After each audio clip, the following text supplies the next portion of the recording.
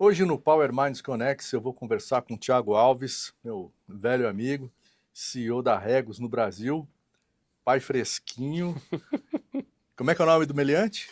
Novo meliante do grupo? Gabriel. Gabriel, o anjo Gabriel, que tem hoje 7 dias de vida, 7 dias, parabéns. obrigado. Tá tudo bem, tudo correndo legal. Tudo bem, graças a Deus. Você tem quantos filhos agora? Olha, é o terceiro que chegou, né? Tem o mais velho, o Murilo, e do meio, o Tomás. Bom, eu sempre digo que quem tem 3 filhos ou mais não bate bem da cabeça, né? Nos dias de hoje tem que ser meio doido, né? Pra ter Tem que 3 ser filhos. doido. Mas é muito gostoso, fala a verdade. Eu sei o que eu tô falando porque eu tenho 3. Eu tenho amigos que têm 4, 5, aí eu já até perdi a amizade já, porque é muita loucura. Ninguém convida a gente pra mais nada, né? Depois de tanta criança, sabe como é que Imagina, é? você tá louco. Mas beleza, então, novamente parabéns pela chegada aí do Gabriel. Obrigado. E me conte do começo, e você, quando era criança pequena lá em Barbacena, você nasceu onde, aliás? Eu sou de Minas Gerais e vim Ó, morar em quase São acertou. Paulo com quase acertou a cidade. E numa cidade bem pequena ali da região, perto de Juiz de Fora, uma região que tem várias cidadezinhas. Então a cidade do meu pai é Bom Jardim de Minas, a cidade da minha mãe é Andrelândia, e eu cresci nessa cidade, mas vim morar em São Paulo com 11 anos de idade. Então cheguei aqui nessa megalópole, né, cidade de pedra, novo, aprender a andar, a inserir nesse sistema. Imagina, você sai de uma cidade de 4 mil habitantes. Ixi, E você chega numa cidade igual São Paulo, que naquela época, né? Vou chutar aqui porque eu não sei os números precisos, mas devia ter já 6, 7 milhões de habitantes. Era algo totalmente maluco, né? Assim, o tamanho, o potencial que a cidade tem. Mas foi muito bacana, acho que assim, para a trajetória não só minha, mas também da família, de inserir no que estava acontecendo no mundo, né? São Paulo sempre foi uma cidade líder no âmbito mundial, em termos de tudo, né? De tendência, de tecnologia, de acontecimentos. E não tinha como, né? Meus pais tinham essa visão de que aqui é onde os filhos teriam mais oportunidade, onde a gente teria mais acesso a estudo, e fincamos raízes aqui e aqui estamos. mas lá eles faziam o quê? Então, meu pai sempre foi bancário, Ah, é? trabalhou, ele trabalhava aqui e a família ficava lá. Minha mãe veio de uma família que sempre teve vários profissionais na área de medicina e tudo mais, mas aquela questão bem interiorana mesmo, sabe? Que a família toda janta junto todo dia, na casa aí do avô e da avó, Sim. e que era muito bacana, então foi uma infância muito legal. Eu sempre fiquei entre São Paulo e Minas, teve essa oportunidade de morar lá um tempo, morar aqui um tempo, mas fincamos raízes por aqui. Aqui eu comecei a estudar e trabalhar muito cedo, é um negócio que meu pai, quando a gente veio para São Paulo aí definitivamente, ele falava, não, você tem que procurar estágios, tem que trabalhar. E eu acho que eu fiz de tudo na vida, assim. Eu tenho um milkshake cultural aí na minha carreira.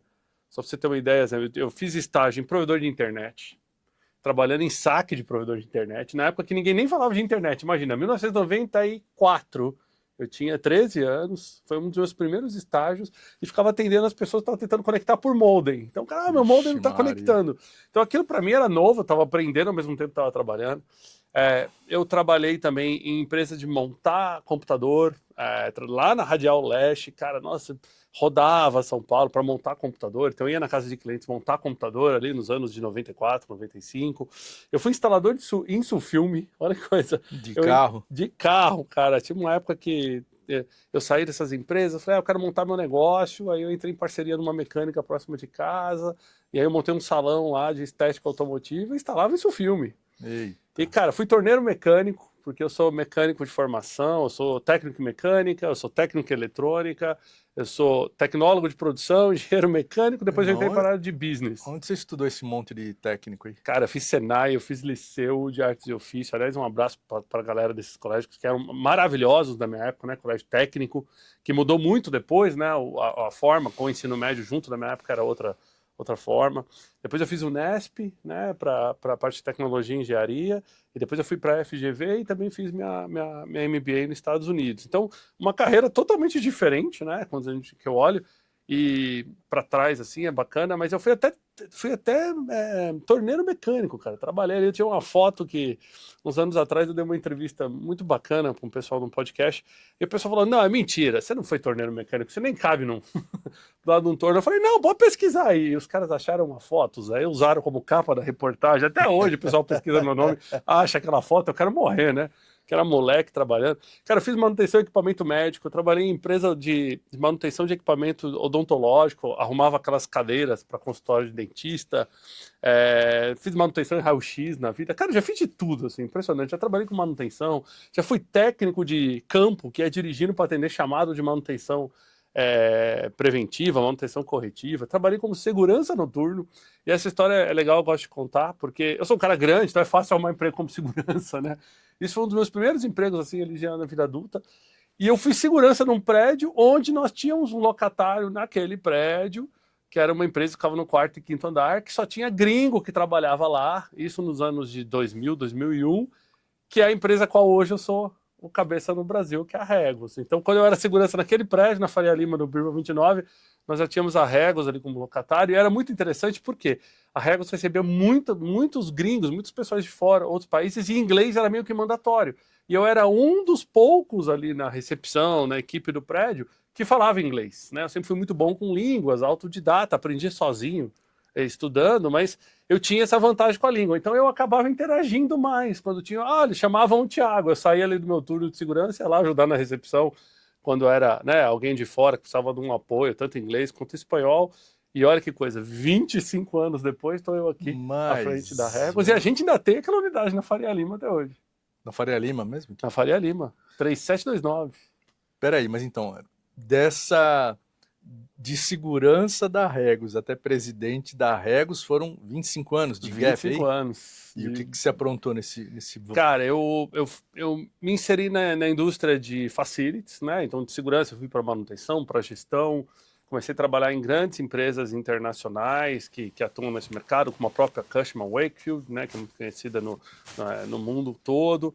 Dali eu fui trabalhar na empresa do Ricardo Semler.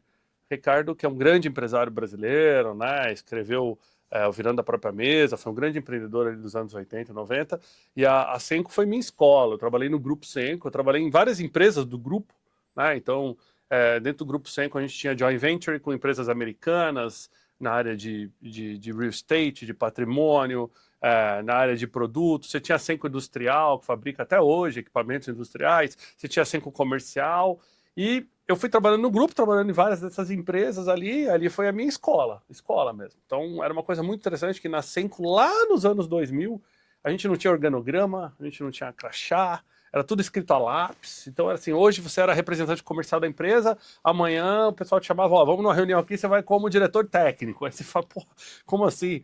E era muito, muito interessante, porque era uma exposição constante a desafios.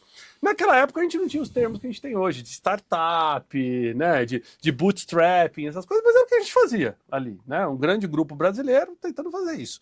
E na época, eu lembro até hoje que eu estava, se eu não me engano, na Senco Johnson Controls, e foi quando o Grupo Senco montou uma empresa que chamava Senco Manutenção. A ideia era ser a maior empresa de manutenção do Brasil, manutenção volante. O que é isso? É colocar técnicos em carro e sair espalhando para a cidade e atender tudo quanto é tipo de empresa. Do banco, a uma empresa de telefonia, a um prédio, a uma agência bancária, a um laboratório, ou seja, quem precisasse de manutenção, algum tipo de manutenção.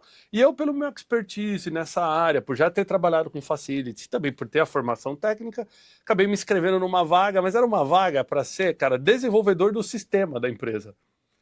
E foi engraçado porque, na verdade, quando eu me apliquei nessa vaga, eu li lá, coordenador de manutenção. E aí eu me inscrevi na vaga, era um prata da casa, né, aquelas vagas internas. Só que eu não li direito a vaga, Zé. Era o desenvolvedor do software para coordenador de manutenção. O que chamou minha atenção? O coordenador de manutenção. Fui lá e me inscrevi, né? Pô, manutenção é comigo mesmo. E eu cheguei para uma entrevista com o Luiz Cláudio, aliás, um abraço para ele, um grande amigo meu hoje em dia.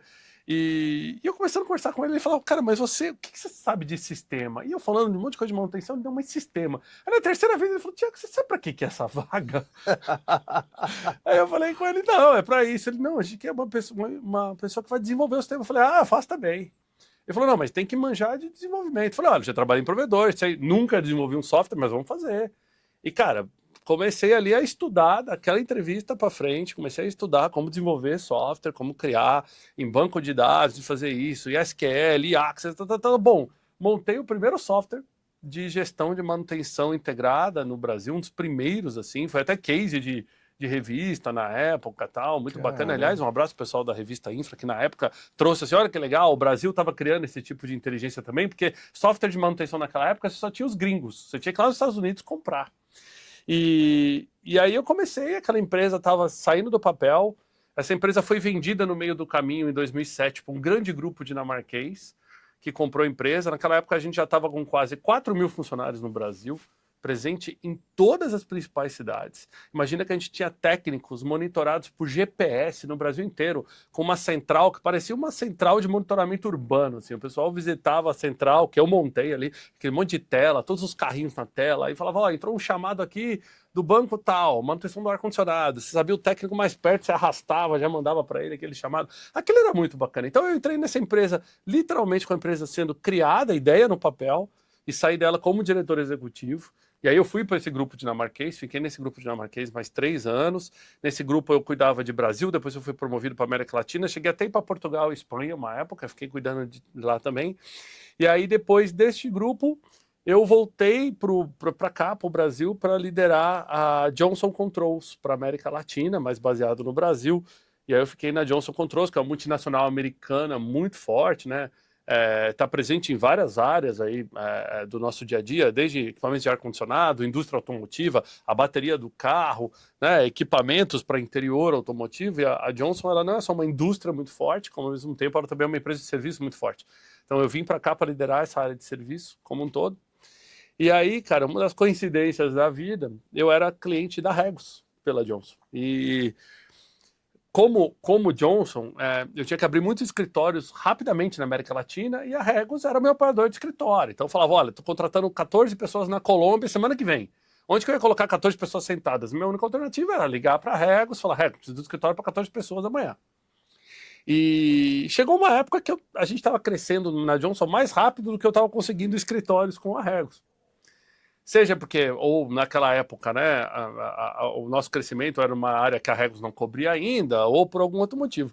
E aí eu comecei a buscar ali quem que estava liderando a Regus na época na América Latina, eu não encontrei ninguém no LinkedIn, eu sempre fui muito bom de mídias sociais, eu adoro usar mídias sociais, e aí eu encontrei o fundador da Regus no LinkedIn, mandei uma mensagem para ele, falei, olha, estou tentando crescer o meu negócio aqui com a Regus, entendo que vocês estão em algumas cidades que talvez é estratégico para vocês, mas eu como cliente estou do lado de cá.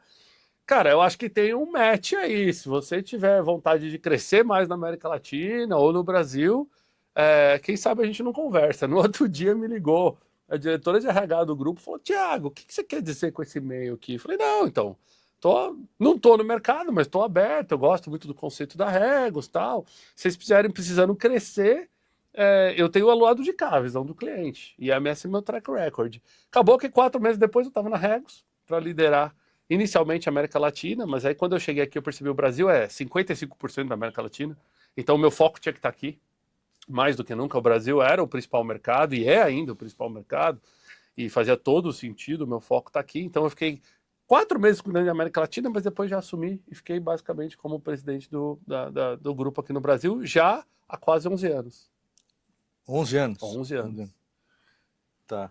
Você falou que se inscreveu para a vaga errada, né? Uma vez eu participei também, lembrei disso, eu participei de uma licitação do governo do estado de São Paulo, que era para colocar, como é que chama? Informatizar as salas de aula, né? Com vídeo, com não sei o quê. Então, um monte de empresas de tecnologia se unia a empresas de conteúdo, como Editora Abril, Folha de São Paulo, não sei o que lá, se unia a Positivo, e etc, etc. E tinha que produzir esses conteúdos e defender esses conteúdos na licitação.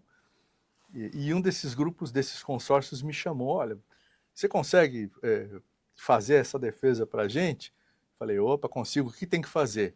A partir daquele momento, durante 15 minutos, a pessoa falou um idioma que eu não entendi, até hoje ela deu todas as coordenadas, eu não entendi nada. Falou, beleza, tá fácil para você? Beleza, tá fácil para mim. Mas era assim também, eu não fazia ideia do que eu estava fazendo ali. Eu fiz um negócio, fui elogiado, gostaram.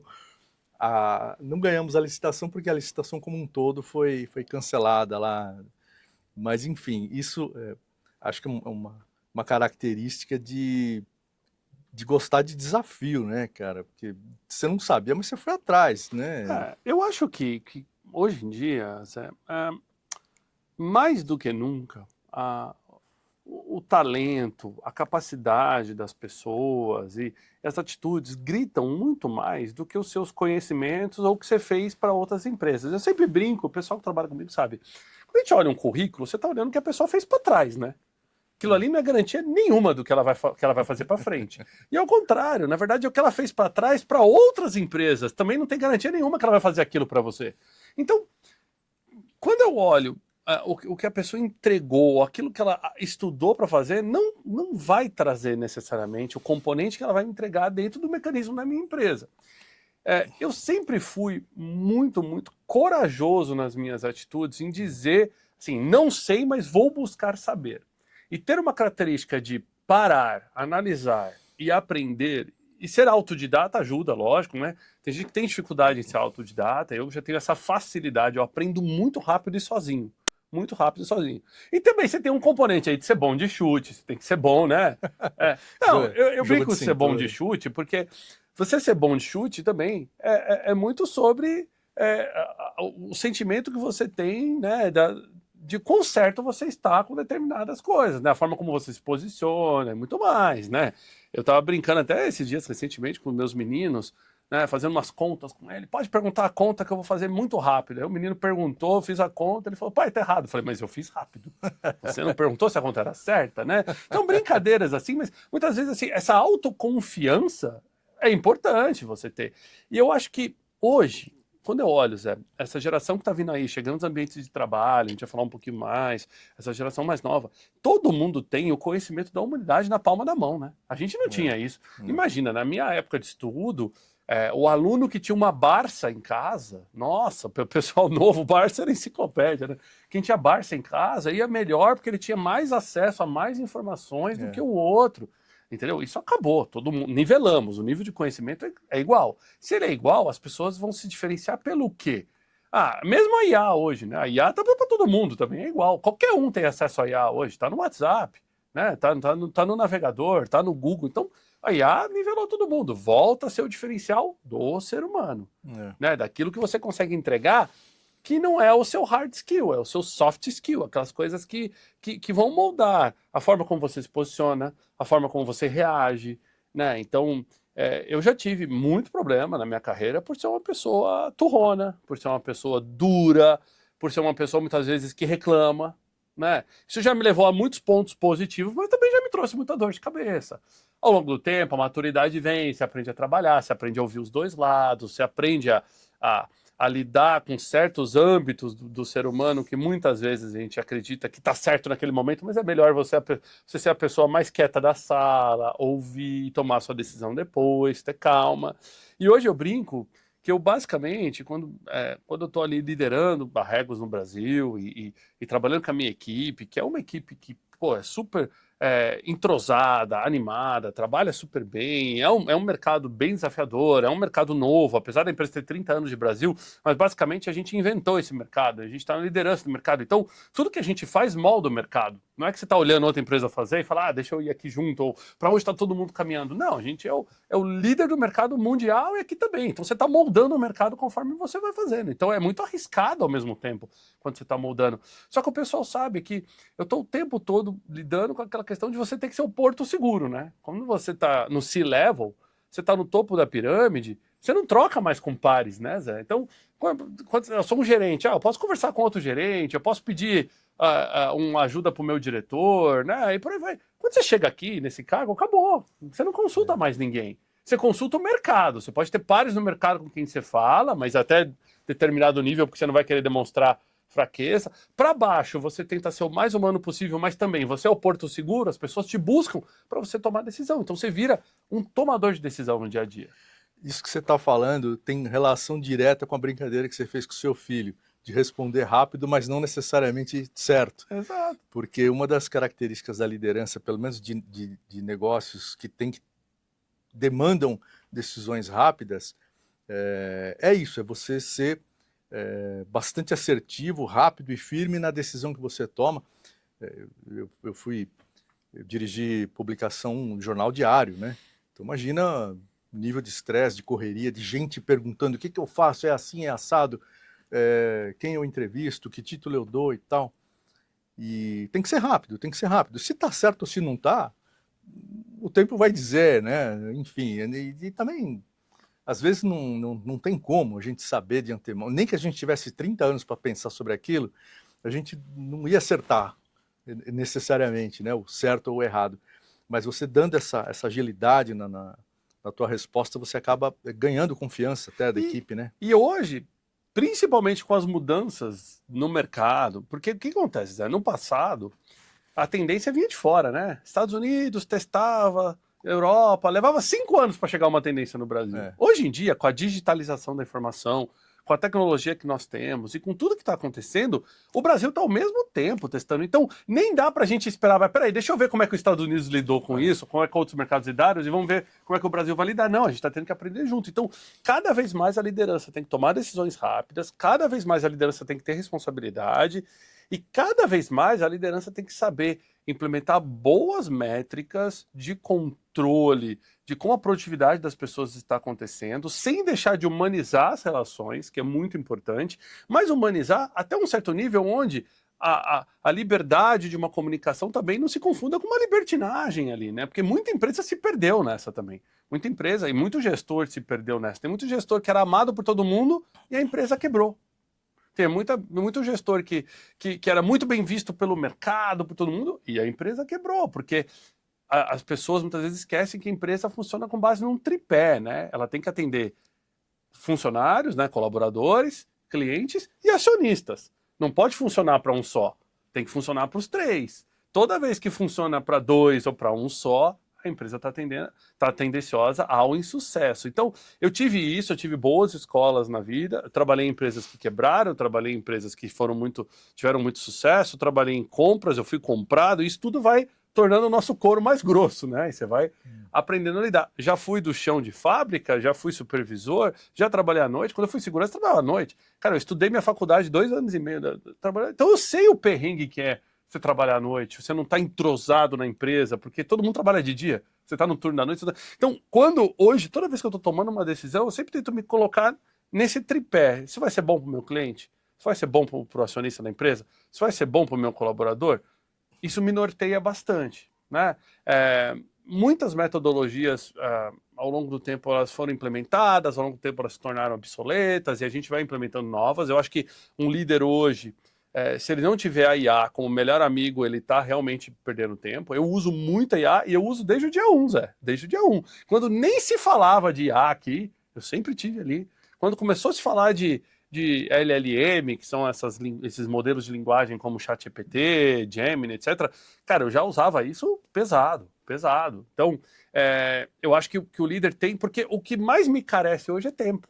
E a IA me ajuda com o tempo. Ela não me ajuda na tomada de decisão, ela pode me dar contexto para tomar decisão. A decisão tem que ser minha, tem que ser humanizada.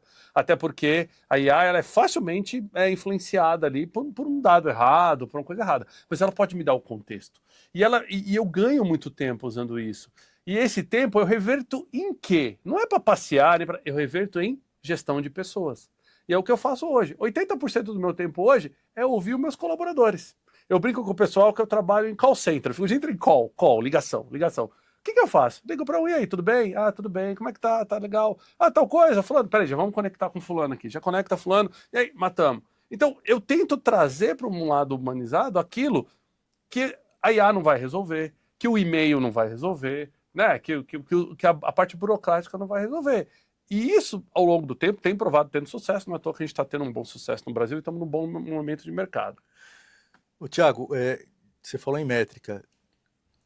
De que tamanho você pegou a Regus quando você entrou e de que tamanho ela está hoje? Bom, eu quando cheguei na Regus, a gente tinha algo em torno de 30 unidades no Brasil. Hoje a gente está com 108 unidades abertas e enquanto falamos aqui, 22 obras em andamento. Então, no próximo trimestre aí, a gente já está falando de uma empresa aí de mais ou menos 135 unidades no Brasil. Nós somos uma empresa listada na Bolsa de Londres, né?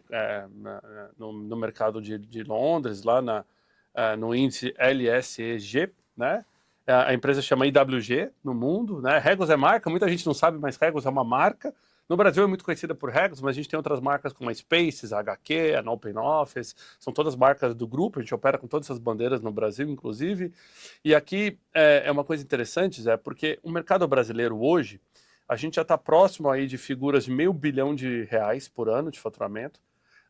E se você pensar que nós somos uma empresa de uma gerenciadora de espaço, né? São cifras muito importantes. Você tem 500 milhões de reais Brasil, no Brasil. Só no Brasil? Não, Brasil. Ah. O faturamento da empresa ultrapassa aí os 2,5 bilhões de libras mundialmente. Tá. Então, mas o Brasil é um mercado importante, nós estamos entre o top 10 da empresa, um mercado forte. Na América Latina nós somos aí 55% da região e crescendo bem. A América Latina também continua muito pujante, é um mercado que cresce muito. O Brasil puxa esse crescimento, lógico, mas cresce bastante. E estamos presentes hoje em 25 cidades, né? E aí a minha meta para esse ano é a gente fechar o ano com pelo menos 221 unidades. Esse 1 é cabalístico, que a meta é 220, mas o 1 é para a gente sempre bater a meta, né? Então eu gosto de brincar com o pessoal, que a gente sempre coloca um a mais ali. E chegar no final do ano com a cobertura de 40 cidades, né? Se a gente pensar para o tamanho do Brasil, a dimensão continental que tem o Brasil é uma presença bastante forte, e o Brasil tem muito potencial. Eu vou te explicar um pouquinho, se eu comparar com outros mercados, tá? Só para você ter uma ideia de contexto de tamanho. Estados Unidos hoje é uma operação onde a gente tem quase 1.600 unidades. Europa como um todo é uma operação de quase 2.000 unidades. Só na Inglaterra o grupo tem 400 unidades. Então quando eu olho para o Brasil, falo Brasil com 200, e para o tamanho do Brasil e a população do Brasil, tem espaço para muito crescimento. O mercado de coworking hoje, no Brasil, ele não representa nem 5% do imobiliário. Todos os estudos das principais consultorias imobiliárias famosas do mundo, JLL, CBRE, a própria Cushman, apontam que até 2030, pelo menos 1/3 dos imóveis deve ter algum tipo de pulmão flexível, seja ele operado por um operador como nós, seja ele operado pelo próprio prédio, o prédio que é diferencial ali, seja ele operado por um ocupante do prédio. Se 1/3 dos imóveis vão ser flexível, o Brasil só tem 5%, a gente tem uma oportunidade gigantesca à frente. E depois da pandemia, o advento do trabalho híbrido, a volta ao escritório, as mudanças da forma de trabalho, tudo isso que aconteceu nos últimos 6 anos, prova ainda mais que o mercado de coworking no Brasil é muito pujante. Vou te dar alguns números. Antes da pandemia, o Brasil tinha algo em torno de 1.000 espaços de coworking. Todos.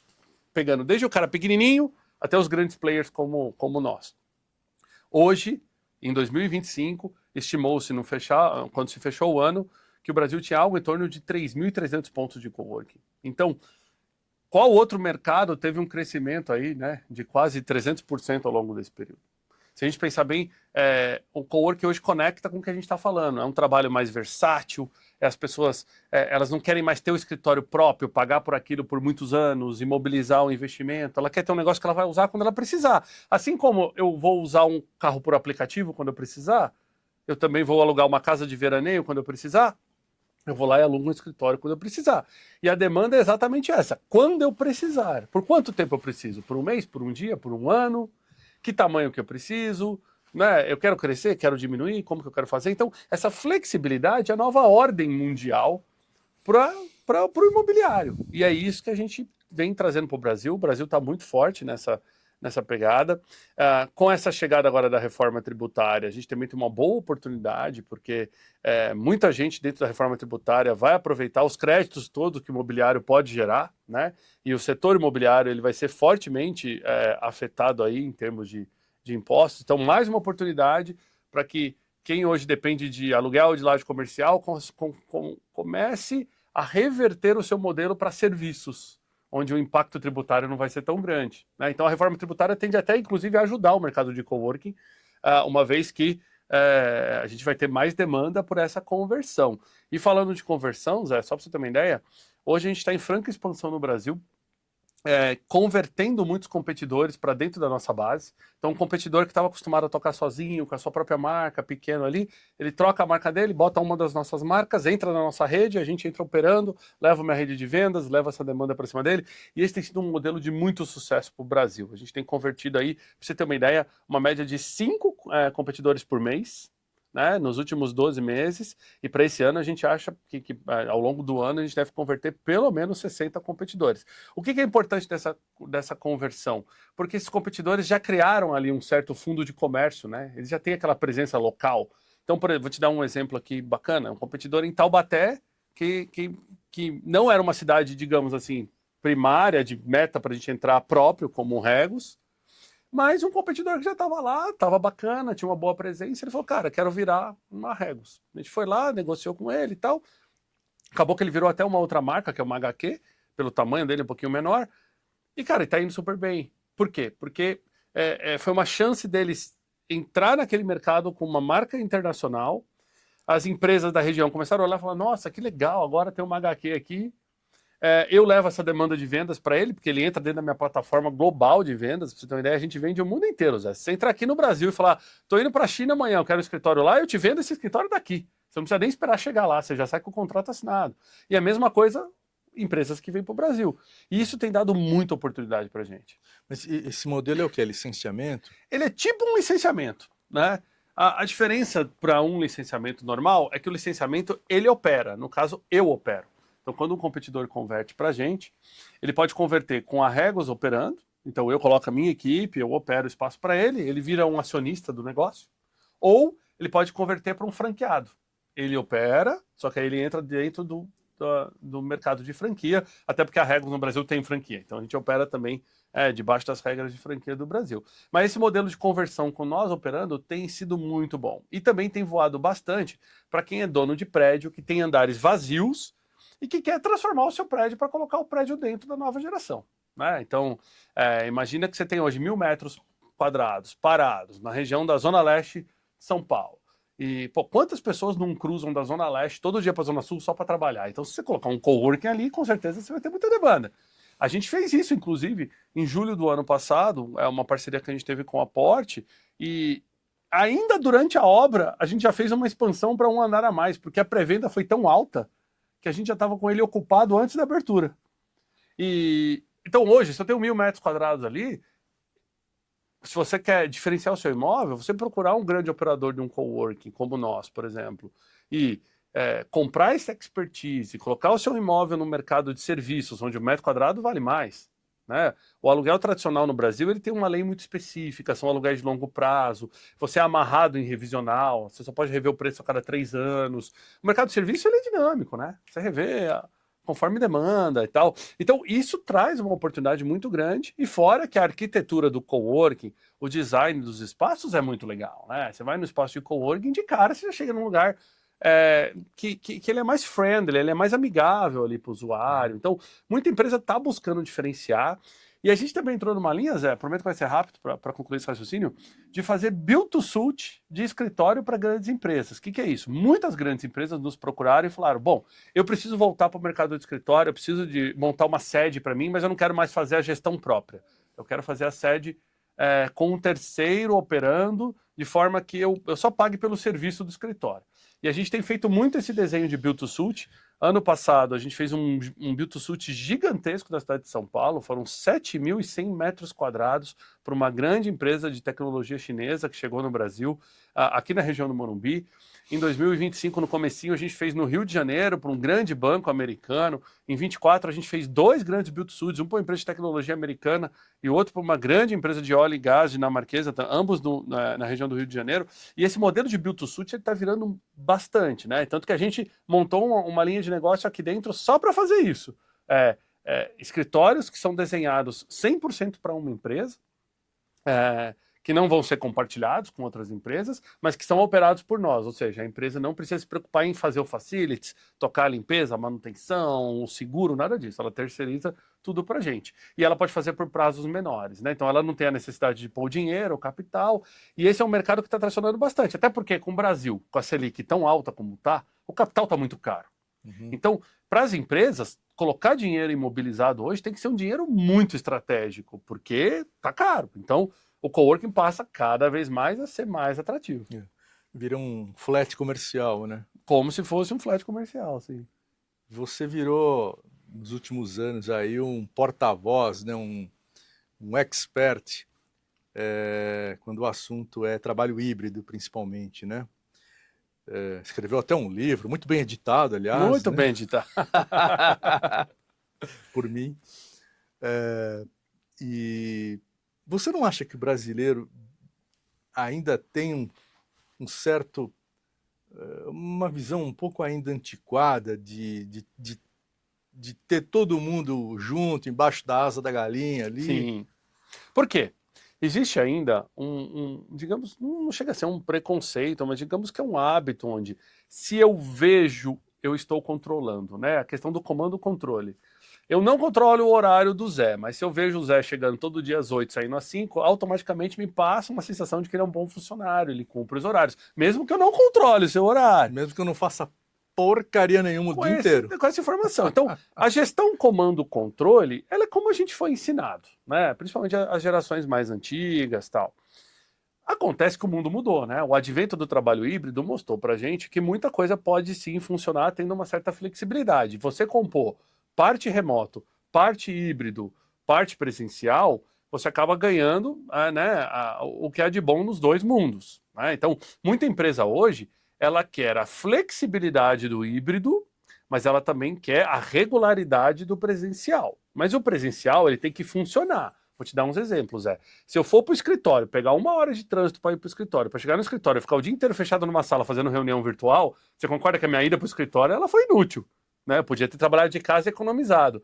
Aliás, quando a gente fala de economizar, vamos fazer uma conta boba aqui. Se eu deixar de ir para o escritório só 2 dias por semana, economizar 1 hora para ir, 1 hora para voltar, eu economizei 4 horas na semana, 20 horas no mês, mais ou menos, né? Vamos fazer 16 horas no mês. E ao longo do ano, a gente está falando de mais ou menos aí 180 horas economizadas. Isso é mais do que um mês de trabalho. Então, se eu pensar bem, só que eu vou perder de tempo no trânsito ali nesse período, eu tenho um ganho de produtividade absurdo, só deixando 2 dias. Agora, se eu deixar de ir todo dia, aí eu perco aquilo que é mais próximo, que é cultura, que é essa questão, né, de você criar a coletividade da empresa. As pessoas se sentem engajadas quando você tem um carinho próximo, né, de um gestor que te ouve. É diferente. E eu gosto sempre de brincar com o pessoal. Você concorda comigo que hoje tem tecnologia para tudo, né, Zé? Então imagina que você está pegando um voo daqui para o Rio. Aí o piloto entra lá e fala: senhoras e senhores, bom dia, eu sou o piloto Thiago, eu que vou fazer esse voo aqui para vocês, a temperatura é de 20 graus para vocês. Para mim tá 16 graus, que eu estou pilotando esse avião remoto da minha casa aqui em Salvador, mas fique tranquilo, que se a conexão com o avião cair, eu me conecto de novo. Você ia ficar nesse voo? Você concorda comigo? Tecnologia tem para isso, mas você coloca, opa, ainda não, essa função ainda tem que ser presencial. Culturalmente não estamos preparados. Agora, vamos falar que você é um chefe de um determinado setor da empresa que todo dia você exige que as pessoas vão para o escritório. A pessoa chega, fala bom dia para você, beleza. Você vai lá 4, 5 vezes por dia, você interage com a pessoa, e aí, tudo bem, tudo bem, não, aí, tudo bem. No presencial, acabou o dia, tudo bem, você trabalhou do lado do seu chefe o dia inteiro. Você não tem necessariamente uma sensação ruim só por você estar ao lado do seu chefe. Agora imagina que eu estou no virtual e todo dia meu chefe me liga de hora em hora para saber como é que está o meu trabalho. Ok, me ligue 4 horas só, de manhã, 2 vezes à tarde, olha. Depois de uma semana, você fala, eu tenho o chefe mais tóxico do mundo. Ele me liga 4 vezes por dia para saber sobre o meu trabalho. Então a gente também tem que entender que a percepção de quem está no remoto sobre a gestão é totalmente diferente de quem está no presencial. Por isso que muitas vezes trazer no presencial é mais fácil para fazer determinados tipos de trabalho. Só que, com a pandemia, muitas empresas tiveram que redesenhar seu escritório. E hoje não cabe mais todo mundo. Não adianta você falar, volta todo mundo para o escritório, seu escritório não cabe todo mundo, se as pessoas não tiverem onde sentar, não tiver como trabalhar de qualidade, o volta presencial vira um tiro no pé. As pessoas falam, ir para o escritório é ruim, não tem onde trabalhar, eu vou ficar em casa. Então, o assunto híbrido continua muito quente, né? A gente lançou o livro lá em 2022, o Zé que fez toda a edição geral do livro, foi um sucesso. A gente ficou 3 vezes, lembra, Zé, no melhor, mais vendidos, aí, best-sellers do Brasil. E é engraçado, porque um livro de negócio, como é que um livro de negócio, né, que é um tema tão específico, fica no mais vendido? É porque as pessoas e as empresas querem o benefício do híbrido. E ainda hoje, em 2026, o híbrido é uma grande tendência. A gente tem vários modelos de híbrido que foram implementados no Brasil e no mundo. O Brasil teve uma chance de ouro, né, porque a gente teve que implementar o híbrido junto com o resto do mundo. Então a gente aprendeu junto. Cada cidade está aprendendo uma forma. Você pega a própria São Paulo, o trânsito que antes era segunda e sexta, hoje é terça e quinta. Porque as pessoas vão mais para o escritório terça, quarta e quinta e menos segunda e sexta-feira. Então, até a dinâmica das cidades estão mudando. Então, se o escritório já não é tão denso na segunda, será que vale a pena ter o escritório todo dia? Será que não é melhor eu só pagar para ter o escritório por outros dias e esse dia aqui não ter esse custo? Ou ter um escritório menor e rotacionar as pessoas? Então, o híbrido ainda é a palavra de ordem hoje no assunto de discussão no momento, no RH das empresas, como atrair talentos. Flexibilidades é uma arma poderosíssima, né? Porque a gente já aprendeu que na guerra por talentos não é só salário, não é só bônus, né? Não é só plano de carreira. Hoje as pessoas querem um componente de flexibilidade. No passado eu não pediria demissão porque a minha empresa é longe de onde eu moro, né? Ou você tinha que morar numa região mais próxima, ou você ia procurar outro tipo de emprego. Hoje não, as pessoas falam, eu não sei, não quero pegar uma hora de trânsito mais para ir até aí. Tem outras opções que eu posso trabalhar no virtual. Então você começou a competir com um tipo de contratação que não tinha no passado. E o Brasil, eu fico muito feliz disso, a gente conseguiu aí no finalzinho de 2022, homologado para 2023, a lei do trabalho híbrido. O Brasil tem uma lei que regula o trabalho híbrido, que permite a contratação por intrajornada, permite que você tenha dois regimes, o presencial e o remoto, que antes não podia, né? Permite que uma série de funções possam ser desempenhadas de casa. Então, as empresas que estão olhando ali para o trabalho híbrido estão olhando como um benefício que realmente a empresa pode ter para os seus colaboradores, ao mesmo tempo ela pode se beneficiar para que ela seja mais produtiva. Voltando para aquele tripé, o trabalho híbrido tem que funcionar para o acionista, para a empresa e para o cliente. Se para algum desses três não está funcionando, você tem que rever a sua estratégia de trabalho híbrido. Vou te dar um exemplo muito rápido. Esse dia eu fui comprar uma peça de uma empresa que tinha Short Friday. Eles trabalham só meia sexta-feira. Eu acho o conceito fantástico, só que eu, como cliente, comprei na sexta-feira errada, porque eu cheguei lá na hora que estava fechado. Putz. Aí eu falei, mas o Short Friday não funciona para o colaborador? Beleza, talvez para o acionista dele, está economizando ali. Beleza, para o cliente não funcionou. Minha próxima compra já não foi lá. Então, Entendi. tem que tomar cuidado. Podia ter um Short Friday eletrônico, que eu ainda pudesse trabalhar com a empresa de alguma forma. Então, tem que tomar um certo cuidado apenas para que o híbrido não seja o pior dos dois mundos para você. E esse pior dos dois mundos, muitas vezes, pode acontecer quando eu vou para o escritório, trabalho o dia inteiro e ainda levo trabalho para casa, né? Então, eu acabo trabalhando nos dois ambientes. Mas eu fico muito feliz com o resultado que a gente atingiu nesses 3 anos de, literalmente, evangelho do mercado, né? Quando a gente publicou o livro, não existia nenhuma literatura no Brasil que falasse de trabalho híbrido. E ainda não há. Você tem literaturas muito focadas em home office, você tem literaturas muito focadas em cultura. Especificamente sobre trabalho híbrido, não tem. É somente o livro, que chama Nem Home Nem Office 2022, da editora Gente.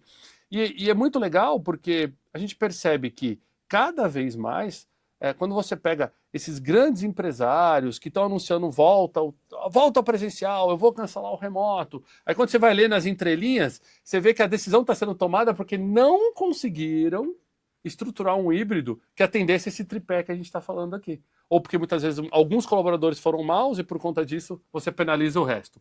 Ou porque tomaram-se decisões de imobiliário no passado, que eram decisões que era daquele mundo antigo. Em 2019 eu aluguei um prédio de 20 mil metros quadrados para caber todo mundo. Aí veio a pandemia e eu continuo pagando por um prédio de 20 mil metros quadrados. Então tem que encher esse prédio, por isso todo mundo tem que voltar para o escritório. Ou porque os meus sistemas não funcionam de uma forma onde eu tenho o benefício para os colaboradores e eu acabo tendo um benefício só para a empresa, então por isso eu vou voltar atrás. Mas mesmo essas empresas que estão voltando atrás já estão tendo que rever as suas políticas, né? Eu acho que a gente vive num mundo hoje onde a gente pode sim ter regras, eu incentivo as empresas que eu converso a ter regra. Não é porque o trabalho é híbrido que vale tudo. Não é porque o cara vai para o escritório que ele chega a hora que ele quer, né? Porque o escritório não é a sua casa. Na sua casa você acorda, você trabalha no seu horário, né? Você tem o seu dress code. O teu escritório tem que ter regra, até porque o escritório representa a empresa. Lembra que a empresa é uma pessoa jurídica, mas é uma pessoa. Então ela tem que ter regra, sim, não é ruim ter regra, não. Agora, a gente só tem que pensar que nesse mundo novo, as regras têm que funcionar para todo mundo. Maravilha.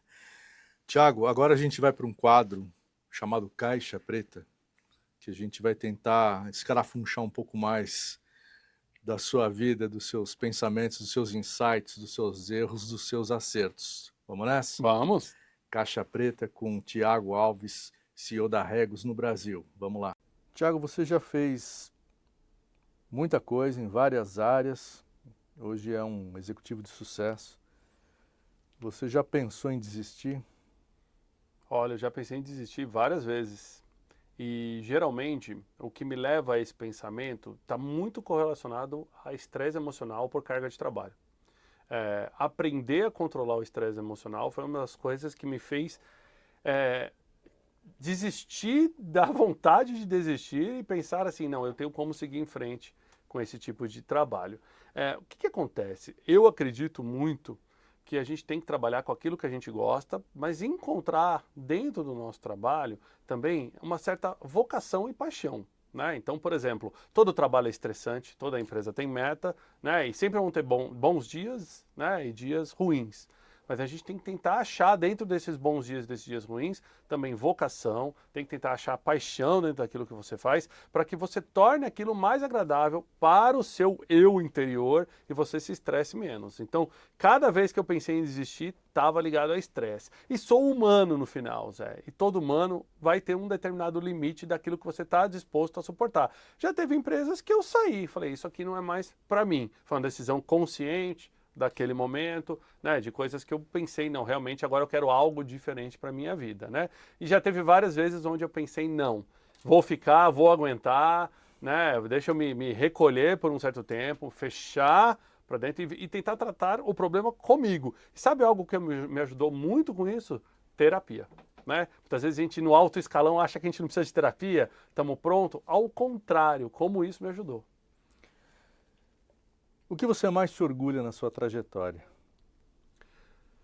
Eu me orgulho muito do legado que eu deixo para as pessoas em termos de crescimento profissional. Né? Todas as vezes que eu estou à frente de uma empresa, eu sempre tento criar nas minhas pessoas um plano de carreira para que elas realmente possam crescer comigo. Né? Eu busco pessoas que tenham apetite em crescer. Eu não trabalho num ambiente parado, eu não trabalho num ambiente quieto, eu sou aquela pessoa que está o tempo todo botando pilha em todo mundo, acelerando o negócio, falando vamos que a gente tem que fazer, sempre colocando os deadlines mais apertados, mas sempre visando em construir nessas pessoas também um sentimento de crescimento, né? Não é porque eu cresci e cheguei aqui que elas não vão poder chegar, ao contrário, né? Nas minhas conversas geralmente com os meus liderados, como você vai estar no meu lugar daqui a uns anos? Vamos montar o plano para você estar no meu lugar? Então, esse é o legado que eu quero deixar, né? Eu quero que as pessoas muitas vezes me vejam como um líder aberto, ao qual eu possa ser procurado por qualquer pessoa da empresa para lidar sobre qualquer tipo de problema, não necessariamente me envolvendo com o problema, mas aberto a escutar o problema. E eu quero ser lembrado como uma pessoa justa. E não é fácil, viu, você ser lembrado como uma pessoa justa, porque muitas vezes a justiça dentro da empresa não agrada a todos, né? Mas ser lembrado como uma pessoa que ponderou, eu acho que é o que me deixa muito orgulhoso hoje. Hoje eu tenho uma equipe que, você vê, eu cheguei na Regos há 11 anos, peguei uma equipe que estava aqui sem uma liderança local e hoje essa liderança é uma das principais lideranças de toda a América Latina, o time brasileiro, né, com boa parte da América Latina debaixo dele, e eu fico muito feliz de olhar para essa equipe e saber que eu ajudei ali cada um a construir sua equipe, a sua carreira na empresa. E o que você mais se envergonha? Olha, eu me envergonho de não estudar mais. Eu acho que, infelizmente, minha última pós-graduação eu fiz quando eu tinha 25 anos e de lá para cá o tempo me consumiu e esse pêndulo entre você ter que se dividir entre executivo, entre pai, né, ser ali né, a pessoa que provê para sua família, tentar ser ao mesmo tempo uma pessoa ali articulada nas mídias sociais, influenciador, tudo. Nesse meio tempo eu parei de estudar. E eu me envergonho disso, porque eu sempre fui uma pessoa muito incentivadora de estudo.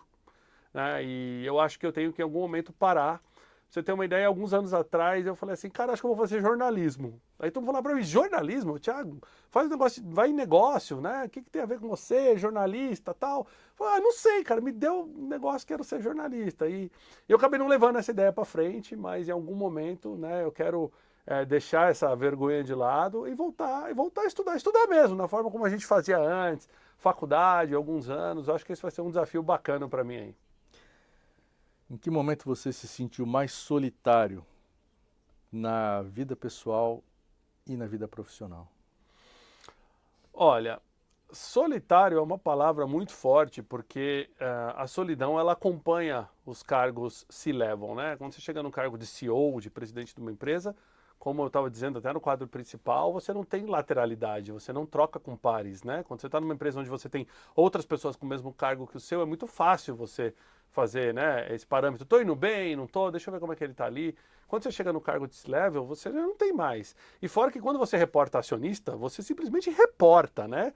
Você não tem ali no acionista um coach, você não tem ali no acionista um chefe, nada disso. Você só reporta, você só é cobrado. Então, essa é a solidão empresarial, essa é a grande dificuldade. Não é à toa que grande parte do C-Level ele tem sucesso, mas esse sucesso geralmente ele vem acompanhado aí de forte depressão, ele vem acompanhado de forte estresse, ele vem acompanhado muitas vezes até de um fechamento pessoal, né?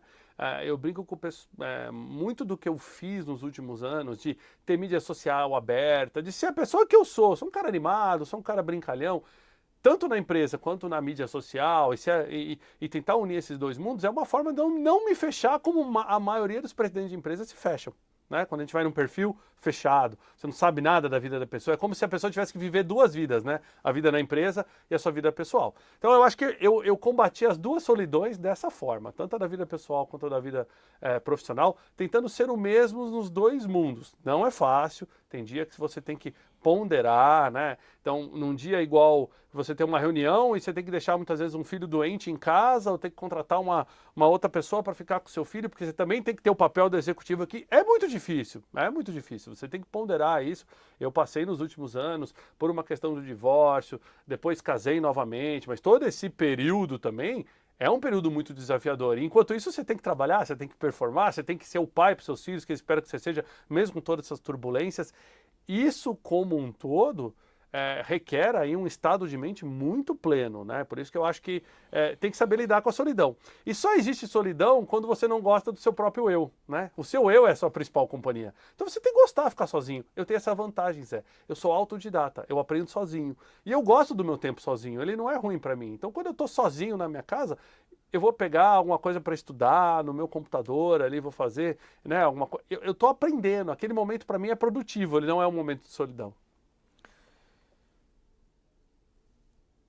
Qual foi a conversa mais difícil que você já teve como líder? Olha, eu já tive muitas conversas difíceis como líder. Eu acho que ser líder é saber levar conversas difíceis. Eu acho que não existe conversa mais difícil do que quando você tem que fazer uma demissão. Zé, a demissão, ele é um momento do profissional onde você tem que estar muito preparado para aquela conversa. Você tem que tentar ser uma pessoa humana, você tem que, ao mesmo tempo, representar os interesses da empresa. Você sabe que aquele é um momento crítico na vida de trabalhadores, dos dois lados, e aquilo molda o caráter de como aquela pessoa vai ser para frente. Uma demissão mal feita, você pode impactar na carreira daquela pessoa para o resto da vida, você pode traumatizar ela. Em compensação, existem demissões que são necessárias e têm que ser feitas. E eu já tive no passado momentos muito difíceis, onde tive que implementar cortes que vieram de cima, de empresas que eu trabalhava, onde eu recebi, olha, você tem que fazer um determinado layoff, né, essas demissões.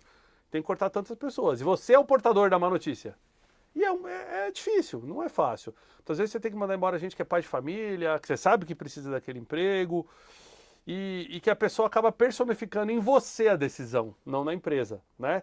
Então, até porque CNPJ não tem coração, é como se o coração fosse só do CPF, né? Então, quando você é o porta-voz daquela decisão, quando você toma essa decisão, é difícil, por isso que eu acho que isso prepara o gestor. Eu sempre faço esse tipo de pergunta nas entrevistas, quando eu estou contratando executivos, gerentes, diretores, eu pergunto assim, quantas pessoas você já mandou embora? E é engraçado que essa é uma pergunta que coloca o candidato muitas vezes a pensar. O que é bom? Mandar muita gente embora é bom? Mandar pouca gente embora é bom? Como você mandava embora?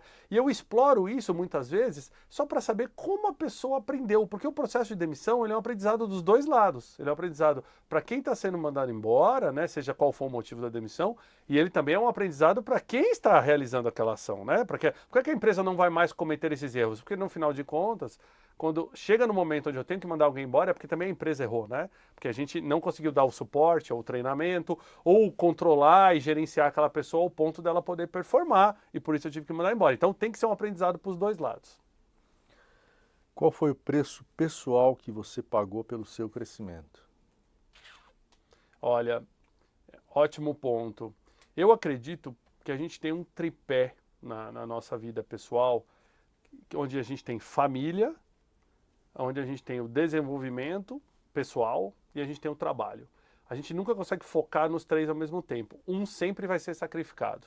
Então, se eu focar no meu trabalho e no meu desenvolvimento pessoal, eu estou deixando a família para trás. Se eu focar na minha família e no meu desenvolvimento pessoal, eu vou estar deixando o trabalho para trás e vice-versa. Você consegue fazer concessões. Então, eu fiz muitas concessões ao longo da minha trajetória. Agora é a hora de eu crescer na minha carreira, então eu vou ter que deixar isso de lado. Então, por exemplo, o meu filho do meio, até os 9 meses de idade dele, eu viajava uma média de 3 semanas por mês a trabalho. E eu via meu filho apenas uma semana por mês, durante a fase mais bonita ali de crescimento de um bebê. Então até hoje eu me arrependo disso. Porque por mais que eu sempre fui um pai muito presente, né, quero o tempo todo estar com meus filhos, tenho a guarda compartilhada dos meus filhos e tudo mais, mas aquele foi um período onde o meu foco estava aqui, no meu desenvolvimento pessoal, na minha carreira e no meu trabalho. E eu tive que sacrificar. Então, essas são concessões que hoje em dia, para eu fazer esse tipo de concessão, eu já tenho que pensar 2 vezes, entendeu? Então, eu acho que, para quem está começando agora, se eu pudesse dar uma dica, faça acordos consigo mesmo de quanto tempo você vai fazer essa concessão.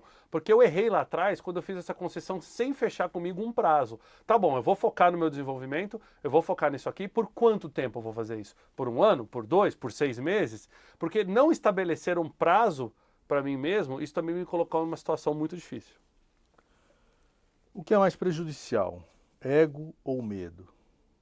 Eu tenho certeza que o ego é muito pior do que o medo, porque o medo muitas vezes cria barreiras que podem ser até boas para o negócio. É lógico que assim, o medo, ele também te traz aversão a risco, e comprar risco faz parte do negócio. Então se você quer crescer, se você quer liderar um mercado, você não pode ter medo. Mas o ego sempre vai ser o causador da ruína nas empresas, não tem como. Né? O ego ruim, né? Não é ruim você ter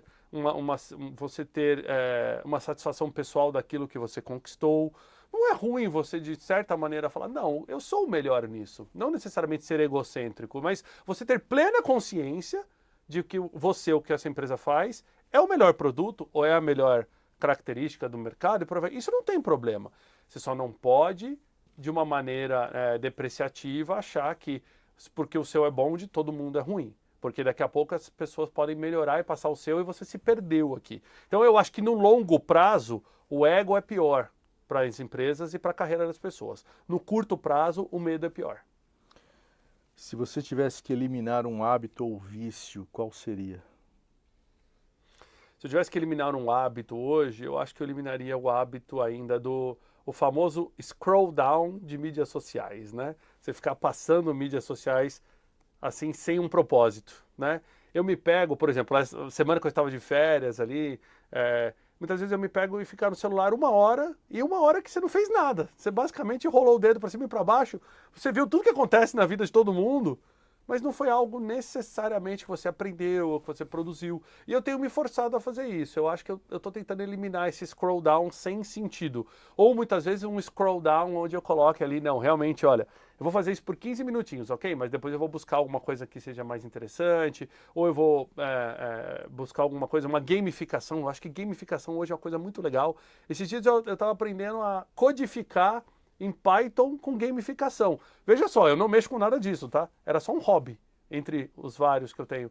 Mas eu comecei a brincar e foi muito legal. Né? Quando eu vi, eu estava 2 horas fazendo o negócio. E seriam 2 horas que talvez eu estaria perdendo ali no scroll down. Então eu estou tentando sair um pouco desse vício. O que nunca ninguém te avisou sobre estar no topo? Eu acho que ninguém nunca me avisou que ia ser tão difícil. Mas não é difícil necessariamente porque a escalada é muito difícil. Mas se manter no topo é uma questão de estado de espírito muito forte. Porque o tombo também é grande, né? Chegar para lá é muito... O que acontece? Como o próprio nome diz, né? Nós somos executivos, então nós somos bons em executar.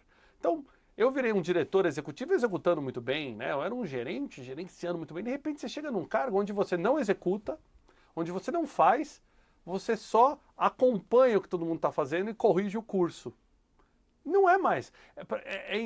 Muitas vezes eu quero atravessar o samba, entrar, não, vem cá, é assim que se faz, e quero fazer. Mas se eu fizer isso, é muito pior para a organização, do que eu tentar corrigir o curso das pessoas fazendo isso.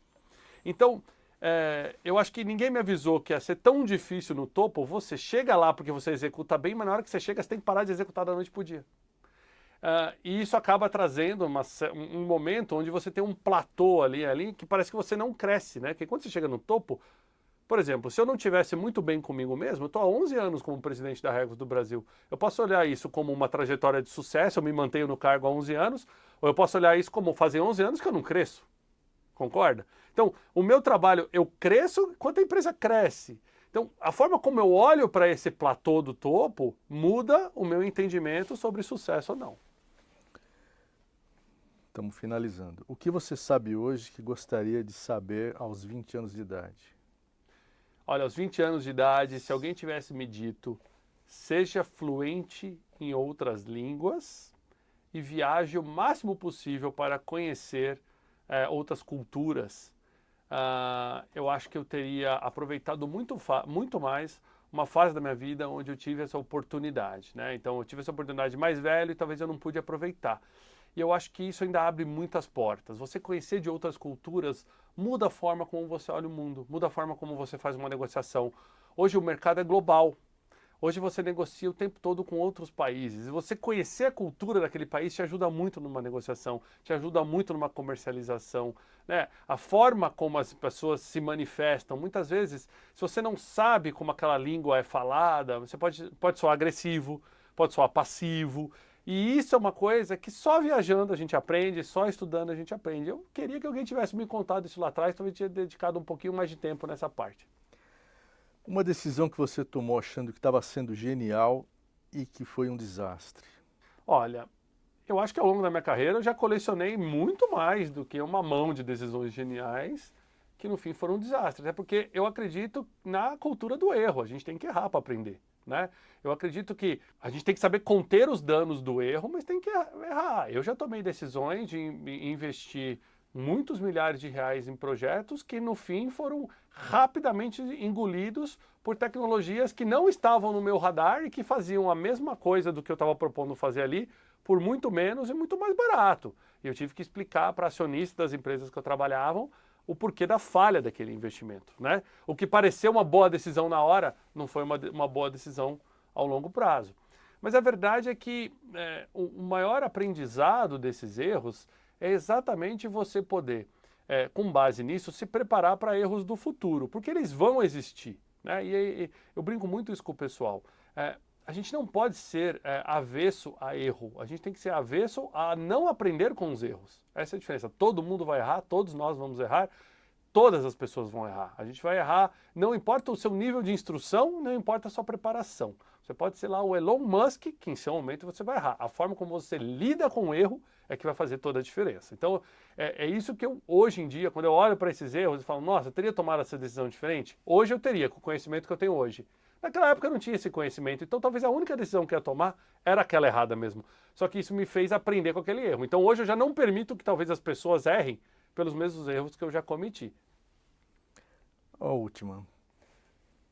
Deixa uma verdade cristalina que você aprendeu para quem está assistindo, para quem está crescendo e construindo o seu sucesso. Acho que a maior verdade que eu posso trazer para todo mundo, no meu ponto de vista aqui, é você ser uma pessoa justa e continuar olhando para a organização de uma maneira justa, mesmo que o seu crescimento te coloque contra a parede nesse sentido. Vou explicar um pouquinho melhor o conceito.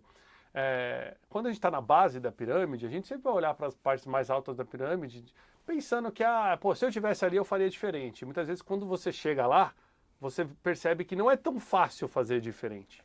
E o seu conceito do que era justo aqui vai mudando ao longo que você sobe, porque vai mudando a sua perspectiva.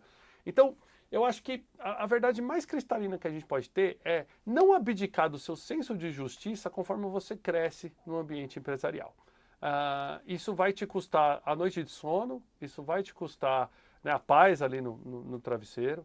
E eu acho que a gente tem tanto potencial, o Brasil tem tanto potencial, eu acredito bastante no ambiente de negócios do Brasil, e eu acho que a gente tem essa oportunidade hoje, como pessoa mesmo, da gente construir organizações que sejam mais diversas, mais inclusivas, mais justas, se as pessoas não se esquecerem desses princípios conforme elas cresçam aí nas suas carreiras, né? Não é fácil, porque o Brasil não é um país amigável aos negócios, ao contrário, a gente é inóspito, né? A gente é agressivo aos negócios, então as pessoas muitas vezes se sentem coagidas a tomar decisões mais rápidas. Vou dar um exemplo rápido aqui. Tenho 3 pessoas para contratar. Contrata mais rápido porque eu preciso dessas pessoas começando amanhã. E muitas vezes o começar amanhã fez com que eu não olhasse direito para o mercado, aí eu deixei de contratar uma base mais diversa por conta disso. Ou eu deixei de dar oportunidade para pessoas que não tinham talvez o mesmo conhecimento que as outras, mas que eu poderia ajudar e treiná-las. Então, mas por quê? Porque eu tenho aquela pressa, porque eu tenho que entregar a meta, porque eu tenho que fazer isso. Então, eu acho que a gente tem que trabalhar, se a gente quer melhorar como sociedade, todo mundo, em todas as empresas, tem que ter esse conceito de melhoria da sociedade como um todo, até no ambiente empresarial. E isso vem com a justiça, seja ela interna, seja ela social, seja ela empresarial.